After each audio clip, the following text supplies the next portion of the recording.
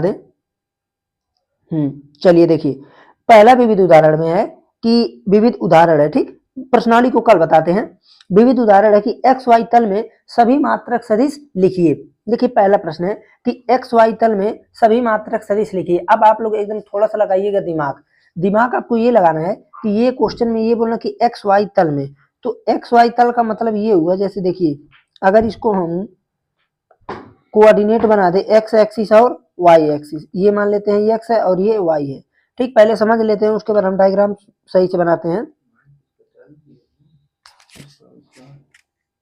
हाँ माइक चालू है, ठीक, तो यहां से देखिए ये क्या हो जाएगा, आप कहेंगे ऐसा है, ये एक्स वाई पूरा ये जो प्लेन है, पूरा ये प्लेन कौन सा प्लेन है, एक्स वाई प्लेन है, ठीक, पूरा प्लेन कैसा है, एक्स वाई प्लेन है, यानी हम इस प्लेन में कहीं भी जाएं तो हमको सिंपल ये क्या मिलेगा एक्स वाई ही प्लेन मिलेगा, चाहे जहां जाए, ऊपर नीचे कहीं भी जाएं, ये हमको कैसा प्लेन मिलेगा, यानी चाहे इधर जाएं, चाहे इधर जाएं, चाहे इधर जाएं, इधर, यानी इस पॉइंट के डायरेक्शन से हम कहीं भी जाएं, किसी डायरेक्शन में हमको सब के सब क्या मिलेगा, एक्स वाई प्लेन में ही ये सभी के सभी मात्रक मिलेंगे। तो क्यों ना हम एक दिमाग लगाएं कि सबसे पहले हम एक्स वाई तल में एक मात्रक सदिश मान लें, भाई एक्स वाई तल में हम एक मात्रक सदिश क्या करें, मान ले। तो इसके लिए हम करते क्या है, देखिए सबसे पहला हम क्या करेंगे यहां पर हम मानेंगे वही काम, देखिए माना,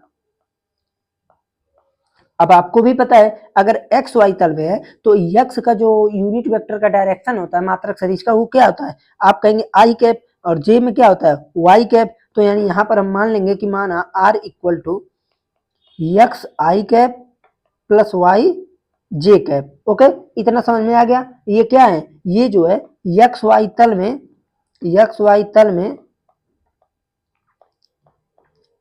एक्स वाई तल में एक मात्रक सदिश है, ओके, एक्स वाई तल में एक क्या चीज है, मात्रक सदिश है। देखिए हम आपको सिंपल बता दिए कि क्यों हमको मानना है, ठीक है, मानना इसलिए है क्योंकि अगर एक हम एक्स वाई तल में मान लेते हैं तो हम किस चीज को घुमा देंगे पूरा, कि हमको पूरा मिल जाएगा एक्स वाई तल में सभी मात्रक सदिश, ठीक है, हमको ये समझना है। तो एक मात्रक सदिश है सदिश है। अब देखिए एक मात्रक सदिश पहले मानना पड़ेगा। अब उसके लिए हम क्या करेंगे, सबसे पहले हम यहाँ पर एक सर्कल बना, पहले तो हम देखिए एक कोऑर्डिनेट बना देते हैं,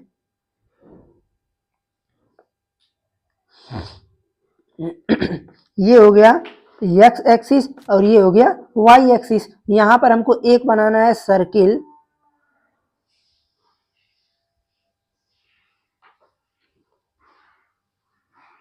देखिए ये बन गया सर्कल। अब यहां पर हमको क्या किए हैं, हम सिंपल एक वेक्टर ही तो माने हैं, ये मान लेते हैं कि एक वेक्टर हमने माना है, जिसको हम थोड़ा सा दूसरे कलर में कर देते हैं। देखिए ये चीज, ये आप लोगों का क्या है, ये simple r equal to x i cap plus y j cap है। ये चीज हमको पता है कि ये क्या है, ये एक यूनिट वेक्टर है, ओके, अगर ये यूनिट वेक्टर है तो आर का मैग्नीट्यूड कितना होगा, आर का मैग्नीट्यूड आप कहेंगे सिंपल ये एक होगा, यानी ये मैग्नीट्यूड आर का मैग्नीट्यूड कितना हो जाएगा, एक हो जाएगा। अब इसका हम नाम क्या देंगे, आप एक के जगह आर का वेक्टर इस प्रकार से भी लिख सकते हैं कि मैग्नीट्यूड ऑफ आर, ओके। अब देखिए ये जो है, अगर आप थोड़ा ध्यान से देखो तो एक्स एक्सिस के साथ वामावर्त डायरेक्शन में ये कितना एंगल बना रहा है, आप कहेंगे थीटा एंगल बना रहा है, ओके। तो अगर ये थीटा एंगल बना रहा है, आप थोड़ा सा आप लोग दिमाग लगाइए, देखिए यहां पर ये इस प्रकार से, देखिए ये ऐसे ही तो चला है, अगर ये x डिस्टेंस था और अगर ये y डिस्टेंस था, तभी तो इस पोजीशन पर पहुंच के हम क्या नाम दिए हैं, x i cap plus y j cap, तभी तो यहां से नाम आया है। आप कहेंगे बिल्कुल, तो इसके लिए देखिए हम क्या करेंगे, यहां से जब इसको आप सॉल्व करेंगे, जब इसको आप सॉल्व करेंगे तो आपको क्या मिलेगा, आप कहेंगे ऐसा, इसको हम अगर सॉल्व करें तो सिंपल हमको मिल जाएगा। देखिए यहां से अगर आप थोड़ा नामकरण कर दें इसका, मान लेते हैं कि पी ओ पी डैश, देखिए सबसे पहला काम हमने क्या किया है एक हमने वेक्टर लिया ओपी, ओके, जो कि क्या है, एक यूनिट वेक्टर है, मात्रक सदिश है, x i cap plus y j cap, ये वेक्टर लिया है। फिर उसके बाद देखिए ओपी जो है, जाहिर सी बात है कि ओपी डैश ये डिस्टेंस एक्स है और ये पी से पी डैश ये क्या है, डिस्टेंस वाई है। तो यहां पर आपको क्या करना है, अगर आप ले लें ओ पी पी डैश, इसमें अगर आप साइन थीटा लें तो देखिए अगर आप ले लें कि साइन थीटा इक्वल टू, तो क्या होगा, आप कहेंगे साइन थीटा होता है लंब अपान में कर्ण, कर्ण कितना है आप कहेंगे आर, ठीक, ये क्या है आप कहेंगे आर, यहां से भाई आर रखेंगे तो ये चीज, और आर का मैग्नीट्यूड क्या हो जाएगा आप कहेंगे एक होगा। तो इस प्रकार से आर का मैग्नीट्यूड जैसे ही एक रखेंगे तो यहाँ से y इक्वल टू क्या मिल जाएगा आप कहेंगे साइन थीटा, साइन थीटा। इसी प्रकार से सिमिलरली x इक्वल टू क्या मिलेगा, x इक्वल टू मिल जाएगा कॉस थीटा। तो अगर इस p का जब हम पॉइंट निकालेंगे तो पॉइंट क्या आएगा आप कहेंगे पॉइंट आ जाएगा कॉस थीटा और कामा साइन थीटा, ओके, ये इसका क्या आ जाएगा पॉइंट। अब अगर मान लीजिए आपको ओपी डैश निकालना है, जैसे ये जो आपका ओपी डैश है, देखिए ध्यान दीजिएगा, ये जो ओपी डैश है, ओपी डैश यानी एक्स है, एक्स का मान कितना आया आप कहेंगे कॉस थीटा। अगर हमको इसी के डायरेक्शन में हमको एक वेक्टर निकालना रहे, मान लीजिए मान लीजिए इसी के डायरेक्शन में हमको लंबा चौड़ा वेक्टर निकालना है दूर दराज तक, तो हम क्या करेंगे ओपी डैश जो निकालेंगे वो क्या होगा आप कहेंगे कॉस थीटा आई कैप, आई कैप क्यों, क्योंकि ये एक्स एक्सिस के डायरेक्शन में वेक्टर है, ठीक। इसी प्रकार से यहां पर जब हम P से P डैश लेंगे तो क्या आएगा, नहीं P डैश से P, P डैश से P जब लेंगे तो क्या आएगा आप कहेंगे सिंपल ये आ जाएगा साइन, साइन थीटा जे कैप, साइन थीटा जे कैप, ओके। इतना आपको यहाँ पर सिंपल करना था। इसमें अब हमें लगता है कि कोई किसी भी प्रकार से किसी को समस्या ना आए। सिंपल हमने क्या किया, देखिए एक यूनिट वेक्टर लिया, उसके बाद इसका हमने प्रक्षेप निकाल के ये हमने पॉइंट निकाल लिया कि कॉस थीटा साइन थीटा है, ठीक है, ये तो बहुत ही आसानी से निकाल लिया। फिर यहाँ पर आप ये देखें कि जब हम ओपी डैश निकालेंगे तो ओपी डैश चूंकि एक्स एक्सिस के डायरेक्शन में ही ये क्या है, ये कि यूनिट वेक्टर की तरह है, तो इसका जब हम इसी डायरेक्शन में पूरा वेक्टर निकालेंगे तो कॉस थीटा और आई कैप लग जाएगा। इसी प्रकार से पी डैश से पी जे कैप लग जाएगा।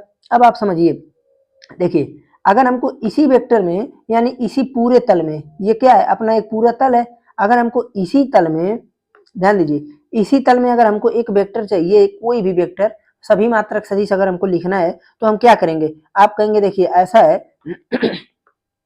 अगर हम थीटा, ये जो है थीटा को अगर हम घुमाते जाएं धीरे धीरे धीरे धीरे धीरे धीरे धीरे यहां तक अगर घुमा दें तो हमको सभी के सभी एक्स वाई तल में जितने मात्रक सदिश होते हैं सबके सब मिल जाएंगे। तो इसके लिए हम करेंगे क्या भाई, ये भी तो बात है ना कि इसके लिए हम करेंगे क्या। तो देखिए इसके लिए हम क्या करते हैं, सबसे पहले अब इतना तो हो गया, अब आपको एक चीज लिखना है, लिखेंगे आप कि जैसे जैसे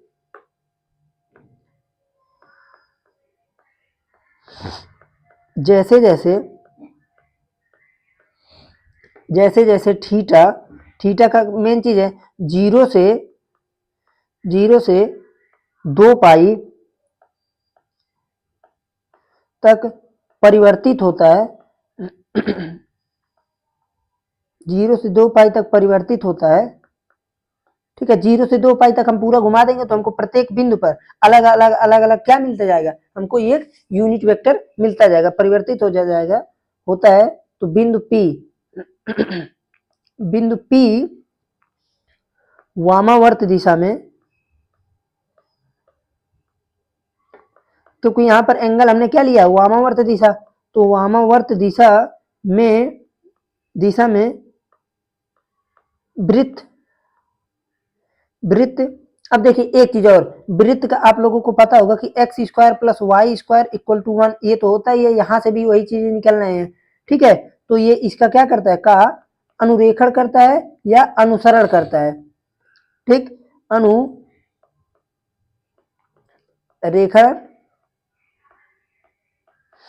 करता है, ठीक है। और इसमें सभी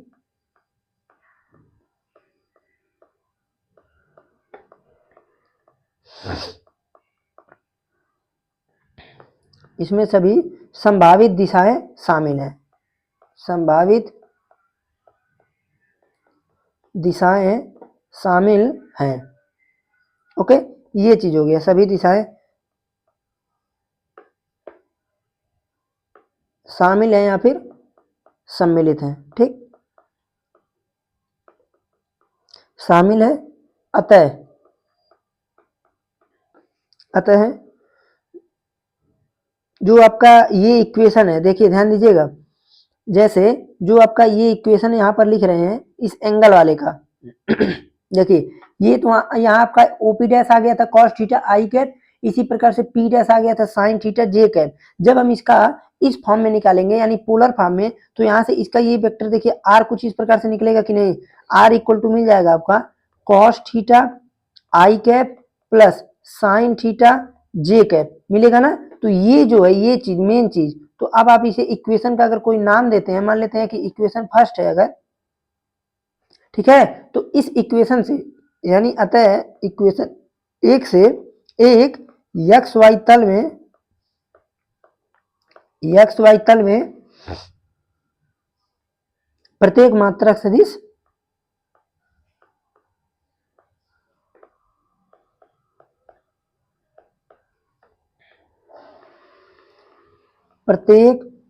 सदिश प्राप्त होता है।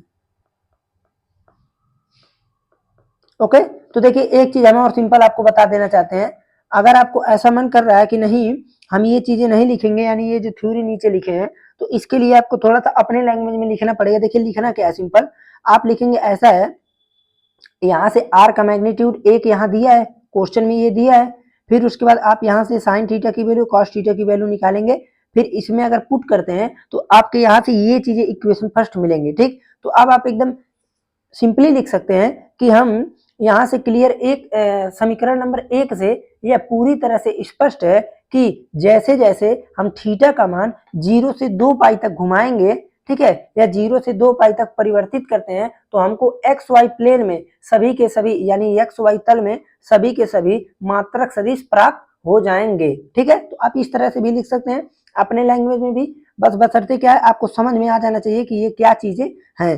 ठीक है, तो सिंपल देखिए बहुत ही आसान काम, थोड़ा समझिए। जैसे मान लीजिए अगर आपसे कभी ये कोई बोले कि ये है एक्स एक्सिस, ये है वाई एक्सिस, ये बताइए इस प्लेन में हमको कहीं भी जाना है तो क्या करेंगे, सिंपल काम। अब यहाँ पर ये तो डायरेक्टली दिया था आप लोगों का इस फॉर्म में कि r equal to x i cap y j cap, तो हमको समझ में नहीं आ रहा था कि हम एक्स को क्या ही कर रोटेट करेंगे तो कैसे होगा, इसलिए हमको इसको पहले पोलर फॉर्म में जाना था। तो जैसे ही हम पोलर फॉर्म में गए तो हम ये देखे कि थीटा मिल गया, जैसे थीटा मिला तो थीटा को अगर हम धीरे धीरे घुमाएंगे 0 से 2 पाई, तो हमको प्रत्येक पॉइंट पर एक यूनिट वेक्टर मिल जाएगा जो कि एक्स वाई प्लेन में लाई करेगा यानी स्थित रहेगा। ठीक है, तो अब देखिए अब चलते हैं एग्जाम्पल नंबर 27। देखिए ये प्रश्न है कि यदि बिंदुओं ए बी सी और डी के स्थिति सदिश, तो एक काम करते हैं सबसे पहले हम ए बी सी का स्थिति सदिश लिख लेते हैं। ओके, सबसे पहले हम ए बी सी का स्थिति सदिश लिख लेते हैं। तो देखिए सॉल्व में हम लिख लेते हैं बिंदु ए का स्थिति सदिश कितना है, तो आप कहेंगे आई cap j cap k cap, आई cap j cap k cap, फिर उसके बाद बी का कितना है वेक्टर, नहीं बी का स्थिति सदिश है ना, तो बी का हम स्थिति सदिश लिख लिए। क्या चीज है देखिए 2 आई कैप प्लस 5 जे कैप, सी का हम लिखे तो कितना आएगा 3 आई कैप और प्लस 2 जे कैप और माइनस 3 के कैप। फिर हम डी का अगर लिखें तो डी का आ जाएगा आई कैप 6 जे कैप माइनस का के कैप, और यहाँ देखिए ये बीच में है निगेटिव। ओके, ये मिल गया हमको ए बी और सी। अब क्वेश्चन को आगे पढ़ते हैं। तो सरल रेखा ए बी और सी डी के बीच का कोण ज्ञात कीजिए। देखिए ध्यान दीजिएगा किसके बीच का, ए बी और सी डी के बीच के कोण ज्ञात कीजिए और तथा निगमन कीजिए कि ये जो ए बी और सी डी है संरेख है। तो सबसे पहला काम आप ए बी और सी डी के बीच एंगल निकालिए, अगर एंगल 0 आ गया तो हम बोल देंगे कि संरेख है। तो सबसे पहला काम हम क्या करते हैं, ए बी और सी डी के बीच का हमको एंगल निकालना है ना, तो सबसे पहले हम ए बी और सी डी वेक्टर को तो निकालें। तो हम यहाँ से लिखेंगे कि a B vector equal to, एक बार लिख देते हैं बी का स्थिति सदिश यानी position vector of b, b का स्थिति सदिश माइनस ए का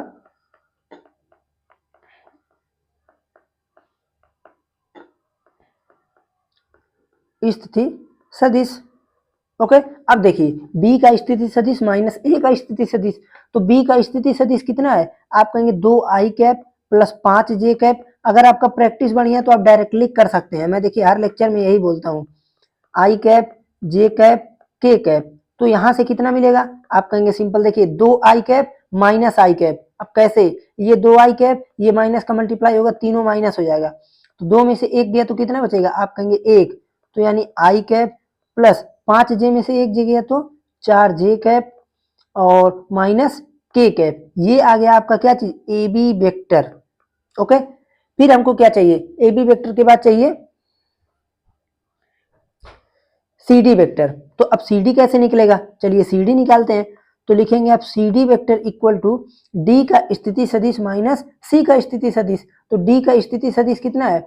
आई कैप माइनस 6 जे कैप और माइनस के कैप माइनस, फिर उसके बाद डी का कितना है? डी का तो यही था, सी का कितना है? 3 2 माइनस 3, 3 आई कैप 2 जे कैप और माइनस 3 के कैप, यहां लग जाएगा ब्रैकेट। अब सॉल्व कर लेते हैं एक बार। आई कैप माइनस 6 जे कैप माइनस के कैप माइनस 3 आई कैप माइनस 2 जे कैप और प्लस का 3 के कैप।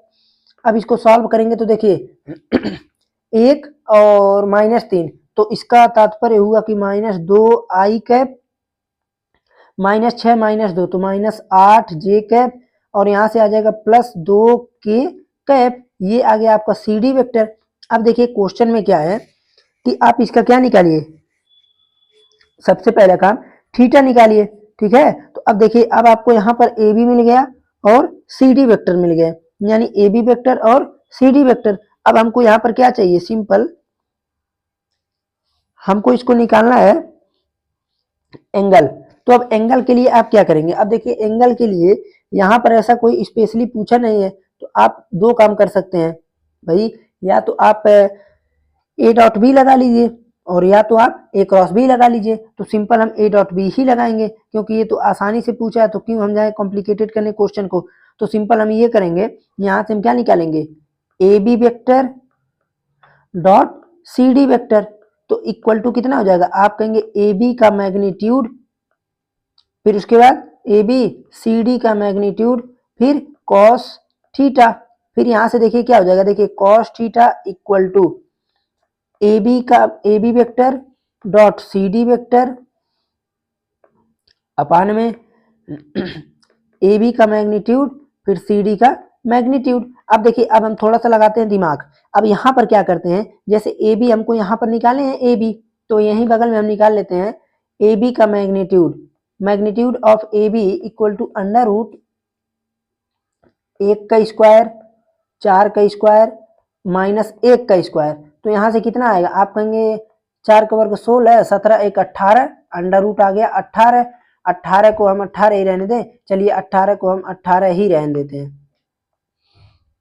ओके, इसी प्रकार से सी डी का मैग्नीट्यूड निकालेंगे, तो यहां से आ जाएगा देखिए अंडर रूट माइनस 2 का स्क्वायर माइनस 8 का स्क्वायर, फिर उसके बाद प्लस 2 का स्क्वायर।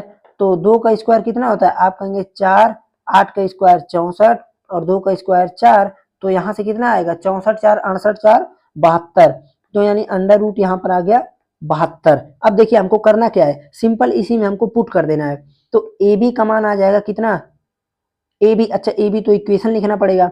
तो आई कैप 4 जे कैप माइनस के कैप, फिर उसके बाद डॉट, फिर यहां से आ जाएगा माइनस 2 आई कैप माइनस 8 जे कैप, ओ सॉरी, और फिर उसके बाद प्लस का ब्रैकेट नहीं रहेगा ना, इसलिए प्लस 2 के कैप। ओके, ये चीज अपान में अपान हो जाएगा सिंपल। देखिए magnitude of a under root 18 फिर अंडर रूट 72।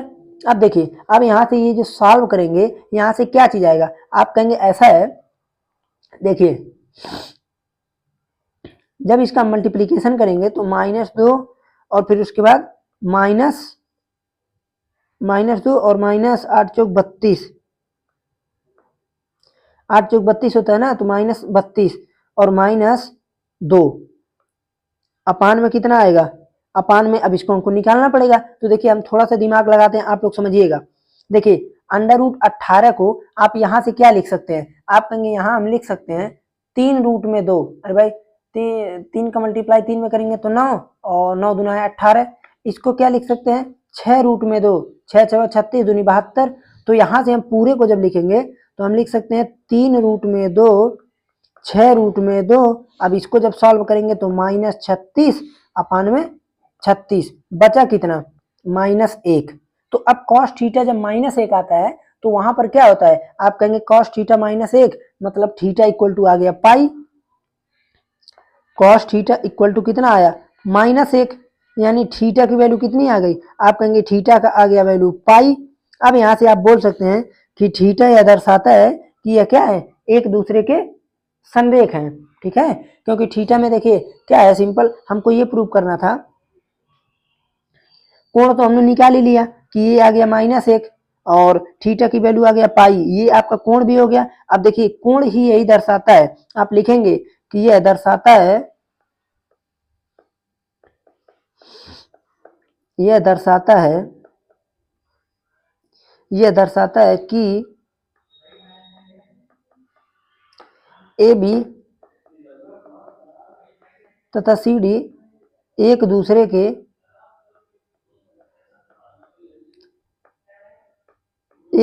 के संरेख हैं। ओके, अगर आपको थोड़ा दिमाग में आ रहा हो तो संरेख के लिए हम और क्या बताए थे, आप कहेंगे ऐसा है संरेख के लिए आप एक चीज और बताए थे कि दोनों इक्वेशन देखिए एकदम सेम दिख रहा है कि नहीं, बस केवल एक ही चीज कॉमन लेना है। अरे भाई जैसे इसको देखिए आप लोग ए बी को देखिए और फिर उसके बाद सी डी को देखिए। अब हमसे आप बताइए अगर इस इक्वेशन सी डी में -2 को कॉमन ले लें तो पहला इक्वेशन मिलेगा कि नहीं। तो आपको ये एक इक्वेशन हम यहाँ भी बताए थे, हम आपको एक चीज क्या बताए थे कि b equal to vector b equal to lambda times a, ये भी होता है इसका क्या चीज संरेख प्रूव करने का एक तरीका। तो संरेख यहाँ से भी आप लोग इसको प्रूव कर सकते हैं। ओके, लेकिन एंगल भी पूछा था तो इसलिए एंगल निकाल के बता दे तो और बेटर है। ओके, इसलिए ये हो गया आपका आंसर। देखिए एकदम सिस्टमेटिक वे से लिखे हैं, कोई भी किसी प्रकार को कोई समस्या कहीं नहीं होना चाहिए। ओके, अब हम चलते हैं क्वेश्चन नंबर 28 पे। ये देखिए ये बढ़िया प्रश्न है। जैसे ये प्रश्न ये है क्वेश्चन नंबर 28 देखिए, मान लीजिए कि ए बी सी तीन सदिश इस प्रकार हैं कि मैग्नीट्यूड ऑफ ए। अब देखिए जो जो दिया है उसको लिख लेते हैं भाई। सबसे पहले magnitude of A equal to 3, magnitude of B equal to 4, magnitude of C equal to 5। ये आ गया। और इनमें से प्रत्येक अन्य दो सदिशों के योगफल पर लंबवत है। तो a प्लस बी प्लस सी ज्ञात कीजिए। देखिए क्वेश्चन में ये बोल रहे हैं कि ये कोई ए बी सी तीन सदिश है। कैसा सदिश है ए बी सी, और निकालना क्या है ए बी सी का मैग्नीट्यूड, ए प्लस बी प्लस सी का मैग्नीट्यूड, हमको ये फाइंड करना है। और क्वेश्चन में अगर देखिए ए बी सी कोई तीन वेक्टर है और क्वेश्चन में ये भी चीज बोल दी है, क्या चीज, ये तीन वेक्टर हैं। क्वेश्चन में ये बोल रहे हैं कि इनमें से प्रत्येक, मान लीजिए कोई ए वेक्टर लिए हम, तो ये वेक्टर ये जो बोल रहे हैं कि अन्य दो सदिशों के योगफल पर लंबवत है। यानी इसका मतलब ये हुआ कि अगर हम ए डॉट ले, अब देखिए क्या दिया है इसको समझिए। अब यहाँ पर आप लिखेंगे कि दिया है, दिया क्या है आप कहेंगे सिंपल, ये बोल रहे हैं कि अगर कोई वेक्टर आप लिए हैं, ये जो वेक्टर है ये अन्य दो सदिशों के योगफल पर लंब है। ओके, और अगर लंब है तो यानी 0, a dot b equal to 0 होता है। तो यहां से आप क्या कहेंगे कि यानी ए डॉट बी प्लस सी क्या हो गया 0। इसी प्रकार से बी डॉट सी प्लस ए कितना होगा आप कहेंगे 0। इसी प्रकार से सी और डॉट में ए प्लस बी कितना होगा, सी डॉट में ए प्लस बी कितना होगा आप कहेंगे ये भी आएगा 0। देखिए ये 0 इसलिए हो रहा है क्योंकि ये मेन चीज है कि इनमें से प्रत्येक अन्य दो सदिशों के योगफल पर लंबवत है। तो ए प्लस बी प्लस सी का क्या निकालिए मैग्नीट्यूड। तो मैग्नीट्यूड निकालने के लिए हम क्या करेंगे, सबसे पहले मैं आपको तो हिंट कई बार दे चुका हूं, अगर मैग्नीट्यूड पूछ रहा हो तो आप मैग्नीट्यूड से स्टार्ट कीजिए आप यहीं से स्टार्ट कीजिए, ए प्लस बी प्लस सी का होल स्क्वायर इस प्रकार से लिखिए।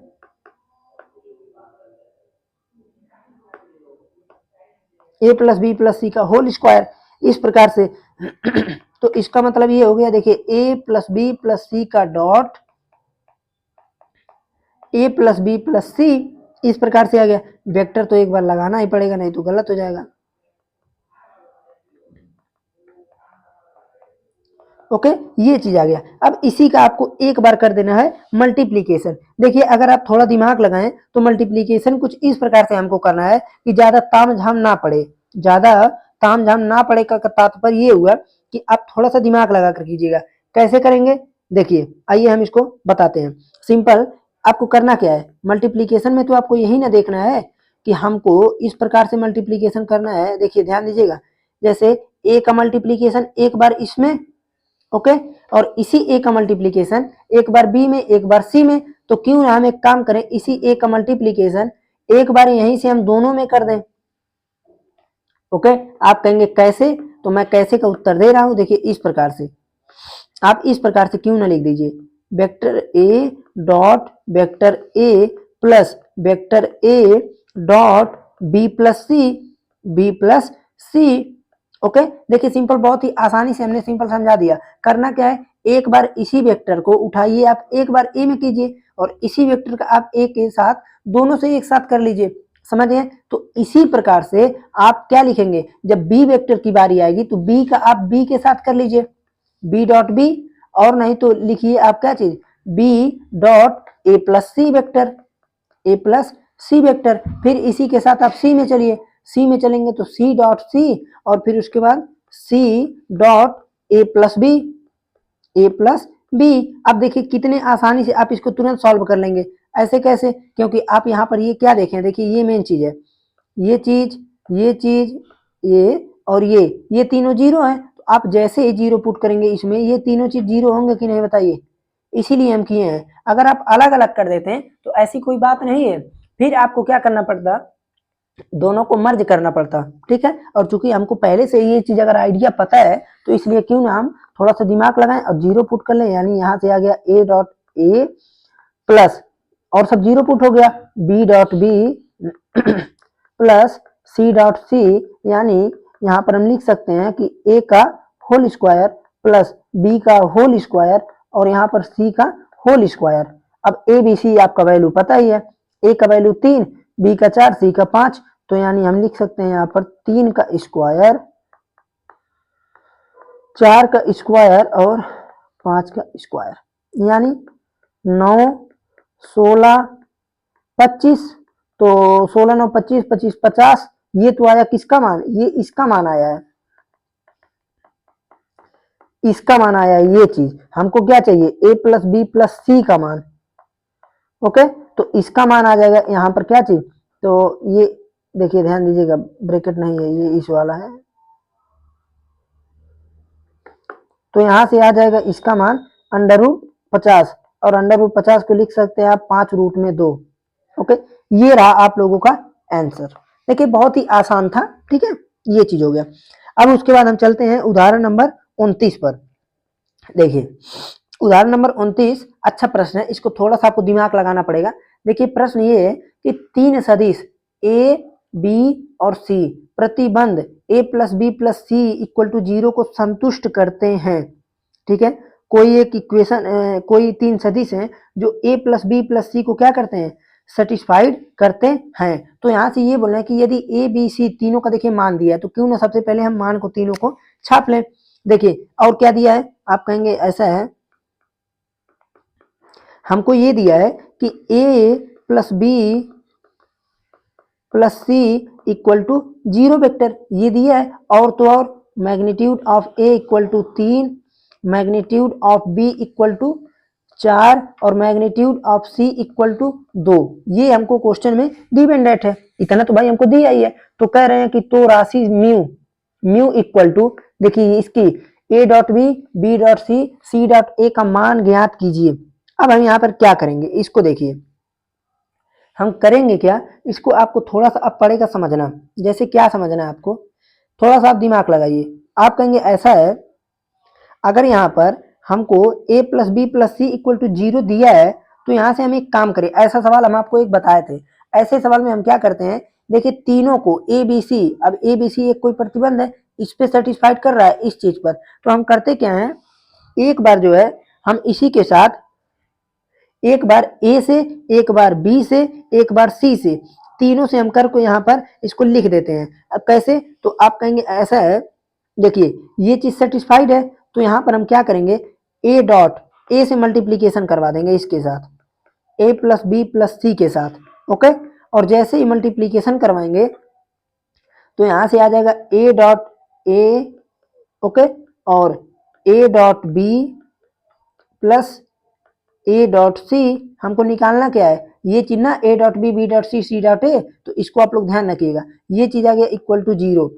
फिर यहां से आप क्या करेंगे, देखिए a dot b, a dot c, फिर यहां से और क्या आ जाएगा, देखिए माइनस, अब इसको हम लिख सकते हैं ए का स्क्वायर, माइनस ए कितना है, आप कहेंगे 3, तो यानी माइनस का और 3 का ये हो गया स्क्वायर, यानी यहां से आ गया -9, equation number 1।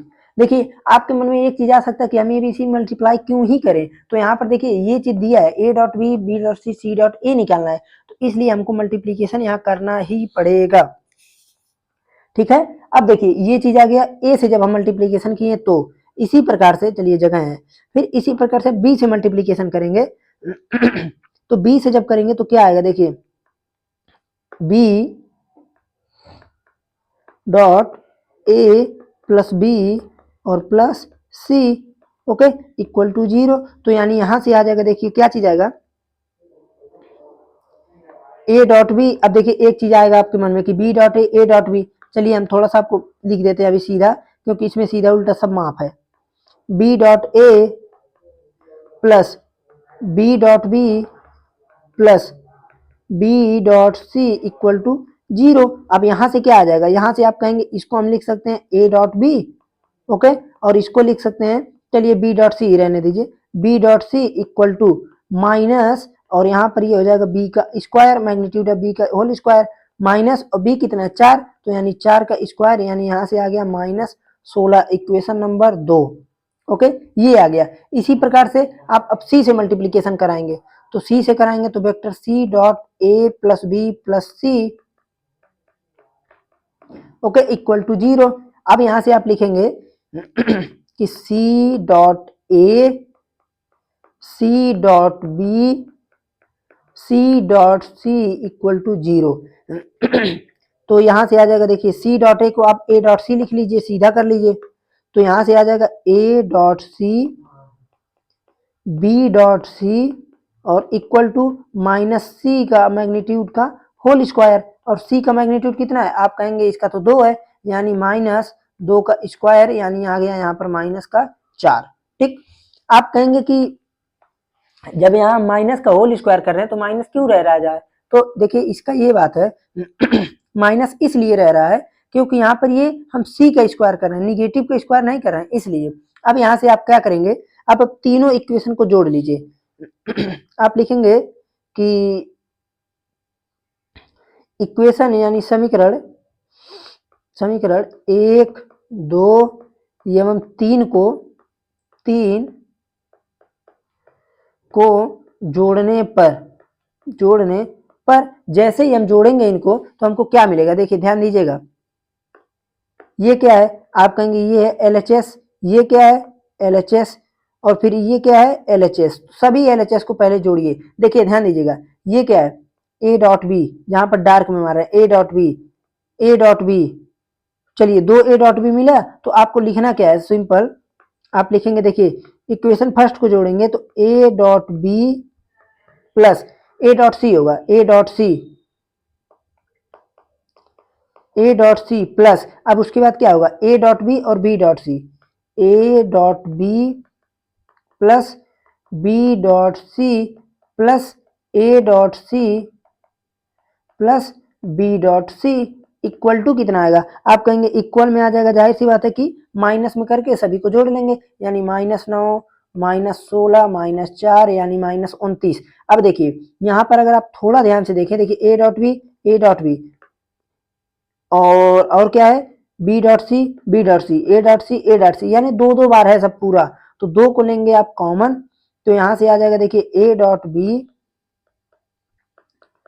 B dot c dot a equal to -29। अब यहाँ से ये चीज आ जाएगा, देखिए a dot b plus b dot c equal plus c dot a equal to -29/2। ये आ गया आपका आंसर। ठीक है, यही आपको निकालना ही था। यही क्या था, आप कहेंगे यही था हमारा म्यू। ये क्या है, म्यू। तो म्यू इक्वल टू आ गया -29/2। यही पूछा था ना। चलिए, म्यू ही पूछा था। ठीक, म्यू की जगह कुछ भी बोल सकता है, आपको पी क्यू आर, बस आपको दिमाग लगाना, करना क्या। ठीक, ये था आप लोगों का क्वेश्चन, जो कि बहुत ही आसान, एकदम आसान था। ओके, अब हम चलते हैं अगले प्रश्न पर, उदाहरण नंबर 30 पर। देखिए, ये प्रश्न है कि, देखिए ध्यान दीजिए, यदि परस्पर लंबवत मात्रक सदिशों i cap j cap k cap की दक्षिणावर्ती पद्धति के सापेक्ष alpha equal to 3i cap, alpha equal to 3i cap minus J cap, ये चीज क्या है, अल्फा है। बीटा है क्या चीज, 2i cap plus J cap minus 3k cap. देखिए, हमको अल्फा मिल गया, बीटा मिल गया। ओके, और बीटा को beta equal to beta 1 plus beta 2 के रूप में अभिव्यक्त कीजिए।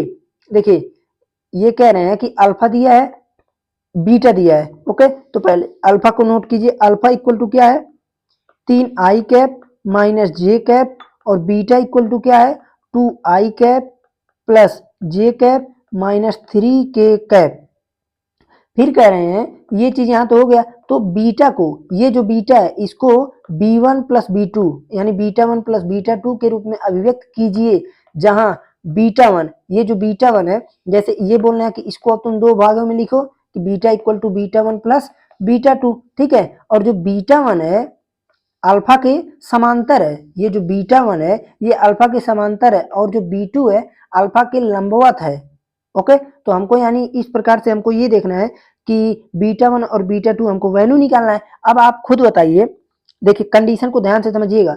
ये बोल रहे हैं कि जो बीटा 1 है अल्फा के समांतर है, और जो बीटा 2 है अल्फा के लंबवत है। अगर अल्फा आपका कोई वेक्टर है, अल्फा अगर कोई वेक्टर है, तो इसमें बीटा 1 क्या है, ये आपका हो गया बीटा 1 इसी के समांतर, और बीटा 2 क्या है, अल्फा के लंबवत। अगर ये अल्फा है तो इसी के लंबवत ये क्या चीज हो जाएगा, बीटा 2। ये समझाने के लिए डायग्राम बनाए हैं।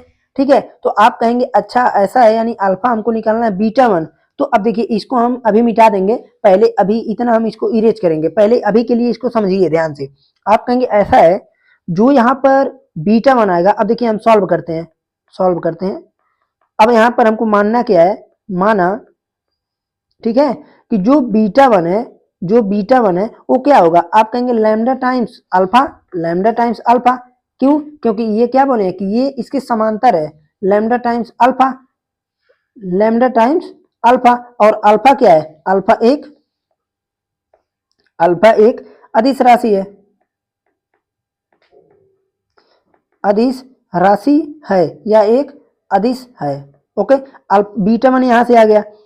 ठीक है, यानी यहां से आप अगर लिखना चाहें तो आप लिख सकते हैं कि इसका मतलब हुआ कि बीटा 1 लैम्डा टाइम्स अल्फा, यानी lambda times 3i cap minus जे कैप। अब इसको थोड़ा सा डिटेल में लिखना चाहें तो 3 lambda I cap minus lambda J cap. ये क्या चीज निकला है, ये कहेंगे आप निकल गया बीटा। अब हमको ये पता है, अब हमको क्या निकालना है, बीटा 2। अब देखिए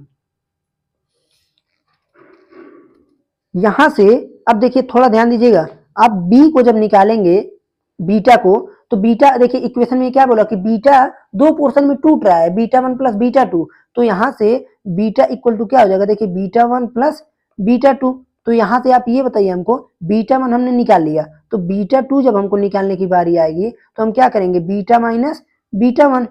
ओके, तो यहां से देखिए बीटा की वैल्यू कितना है, बीटा दिया है ना कुछ, हाँ बीटा दिया है 2i कैप और प्लस जे कैप और minus 3k cap minus beta 1 कितना है, आप कहेंगे बीटा 1 यहाँ पर हमने निकाला है 3ji cap minus lambda times J cap. अब इसको क्या करेंगे, हम करेंगे multiplication 2i cap plus J cap minus 3k cap और माइनस 3 लैम्डा आई कैप और plus lambda times J cap. अब इसको हम थोड़ा तोड़ मरोड़ के बढ़िया से अगर लिखना चाहें तो हम लिख सकते हैं कि जो बीटा इक्वल टू आ जाएगा, देखिए ये क्या है, ओ ये क्या है, आप कहेंगे ये आई कैप का है और ये क्या आई कैप का, तो यानी इसे मैं लिखना चाहूँ तो मैं लिख सकता हूँ 2 माइनस 3 लैम्डा, 2 माइनस 3 लैम्डा, फिर लिखेंगे आप आई कैप। ओके, जब जे की बारी आएगी तो आप कहेंगे प्लस 1 प्लस लैम्डा जे कैप और माइनस 3k कैप। ये आ गया क्या चीज, बीटा 2। अब हम आते हैं अपने मेन चीज इक्वेशन पर। अब देखिए यहाँ पर ये बोल रहे हैं कि जो बीटा 2 है, जो बीटा 2 है इस डायग्राम में बताइए बीटा 2 जो है अल्फा के लंबवत है, बीटा 2 अल्फा के परपेंडिकुलर है यानी लंबवत है। अगर लंबवत है तो आप लिखेंगे यहाँ पर कि देखिए क्वेश्चन में क्या दे रहे हैं कि बीटा 2 अल्फा के परपेंडिकुलर है या अल्फा पर परपेंडिकुलर है, बात वही हुआ, अल्फा पर लंब है। अगर बीटा 2 अल्फा पर लंब है तो इसका मतलब क्या हुआ कि जो अल्फा डॉट बीटा 2 होगा इसकी वैल्यू कितना होगा, आप कहेंगे 0। अगर इसका वैल्यू 0 होगा तो आप यहाँ से क्या करना है, अब सिंपल काम, अल्फा को उठाइए बीटा को उठाइए दोनों को रख लीजिए। तो अल्फा कितना है, आप कहेंगे alpha alpha 3 i cap minus J cap, 3 i cap minus J cap ये चीज। और बीटा 2 कितना है, आप कहेंगे 2 minus 3 lambda I cap plus 1 plus जे, फिर उसके बाद 1 प्लस लैम्डा जे कैप माइनस 3k कैप ये चीज है। तो यहाँ से हम करेंगे क्या, इसका हमको निकालना है ना मल्टीप्लीकेशन। तो अब सिंपल आई का आई के साथ जे का जे के साथ, तो देखिए इस 3 का मल्टीप्लीकेशन इस पूरे से होगा तो हो जाएगा 3 2 माइनस 3 लैम्डा। ओके, ये तो बराबर 0 है ही, ये आ गया। फिर इस जे का मल्टीप्लीकेशन इसके साथ -1 और 1 प्लस जे आ गया इक्वल टू 0। फिर यहाँ से ये इंप्लाइज करेगा, देखिए 3 दूना का 6 minus 9 lambda minus 1 minus lambda equal to 0। अब यहाँ से आ जाएगा -9 लैम्डा और माइनस लैम्डा यानी माइनस 10 लैम्डा और यहाँ पर इक्वल टू, देखिए एक जाएगा इधर पॉजिटिव में 1, 6 आएगा निगेटिव में -5, -6, तो यहाँ से -10 लैम्डा इक्वल टू -5। तो यहाँ से लैम्डा की वैल्यू आ जाएगी 5/10 यानी 1/2। अब ये बताइए अगर लैम्डा 1/2 निकल गया तो यहाँ से आप बीटा 1 और बीटा 2 की वैल्यू निकाल सकते हैं कि नहीं। अब आप लिखेंगे कि इसलिए बीटा 1 और बीटा 2। अब बीटा 1 की वैल्यू क्या है, आप कहेंगे बीटा 1 यानी ये है कि लैम्डा अल्फा यानी लैम्डा की वैल्यू रखना है अल्फा में, ठीक है, लैम्डा टाइम्स अल्फा। और लैम्डा की वैल्यू कितना है 1/2 और अल्फा की वैल्यू कितना है, तो अल्फा यही कहीं रखा गया है ना हम लोग, 3 i cap minus J cap, तो 3 i cap minus J cap. तो यहाँ से आ गया देखिए 3/2 आई कैप माइनस 1/2 जे कैप, ये तो आया अल्फा, अल्फा हुआ सॉरी बीटा 1। जब आप बीटा 2 को निकालेंगे तो बीटा 2 क्या आएगा, बीटा 2 यहाँ पर है 2 माइनस 3 लैम्डा, तो 2 minus 3 lambda I cap plus 1 plus lambda J cap minus 3k cap. अब इसको हम जब सॉल्व करेंगे तो देखिए 2 माइनस 3 और लैम्डा की वैल्यू 1/2 है यानी 3/2 आई कैप प्लस 1 प्लस 1/2 जे कैप माइनस 3k कैप। अब यहाँ से इसको सॉल्व करेंगे तो देखिए 2 दूना 4 माइनस 3 1/2 आई कैप प्लस 3/2 जे कैप और माइनस 3k कैप। ये रहा आप लोगों का आंसर। ओके, तो अब जो है हम अगले लेक्चर में आप लोगों को जब भी आएंगे तो अगला लेक्चर आप लोगों का पूरा विविध प्रश्नावली एक ही लेक्चर में इंक्लूड करेंगे। थोड़ा लॉन्ग लेक्चर हो जाएगा लेकिन कोई बात नहीं, विविध प्रश्नावली एक ही